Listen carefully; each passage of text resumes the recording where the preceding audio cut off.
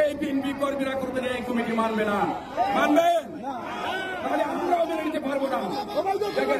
নাম দিয়েছেন ইতিমধ্যে আমার বড় ভাই নুমান ভাই বলেছেন নামগুলা, কিন্তু দুঃখ হয় তারা অনেকে তারা যুবদল করে নাই, অনেকে ওয়ার্ড কমিটিও করে নাই, অনেকে ইউনিয়ন কমিটিও করে নাই, তাদেরকে দিয়ে আহ্বায়ক কমিটি গঠন করা হয়েছে।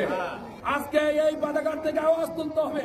আমরা সেখান থেকে সবাইকে নিয়ে বলতে চাই, ওই কমিটি আমরা মানি না, ওই কমিটি আমরা তীব্রভাবে নিন্দা জানাচ্ছি।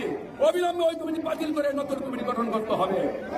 আর এই কারণে করতে হবে আহ্বান দেওয়া হয়েছে বা অন্যান্য সদস্য দেওয়া হয়েছে, এই কমিটি আমরা বিশ্ববঙ্গবাসী মানি না। আজকে থেকে আমরা তুমুল আন্দোলন শুরু করবো এই কমিটির বিরুদ্ধে।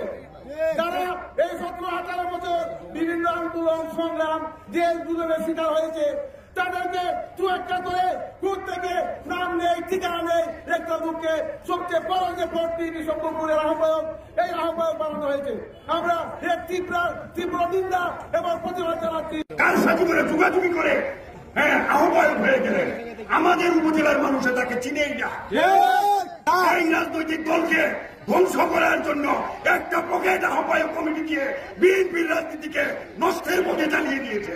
এই ডালিমকে কোনদিন সংগ্রামে আন্দোলনে এই 17 বছরকে আপনারা পেয়েছেন? তাসলিমা খাতুনকে পেয়েছেন? বুরহানুদ্দিন খানকে পেয়েছেন?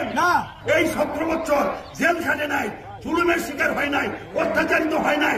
এই সমস্ত আওয়ামী লীগের দূষর, জাতীয় পার্টির দূষর দেনে বিশম্বরপুর উপজেলায় জেলা কমিটির 2-4 জন সদস্য এই পকেট কমিটি বানিয়ে ছেড়েছে।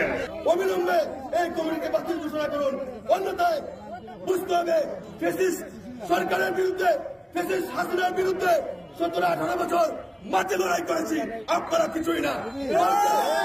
রক্ষা করতে হলে মাঠে থেকে আমরা এই ফ্যাসিস্ট জাতীয় পার্টি দূষরদের কমিটিকে প্রতিহত করবো। এখানে বিএনপির ত্যাগী নেতা কর্মীকে মূল্যায়ন করা হয় নাই। যে সমস্ত মানুষদেরকে দিয়ে বিএনপির আহ্বায়ক কমিটি করা হয়েছে, আপনারা তথ্য তালাশ নিয়ে দেখেন, কেউ তো মাঠে ময়দানে তো ছিলই না, আরো কেউ তো জাতীয় পার্টির সাথে সরাসরি সম্পৃক্ত ছিল।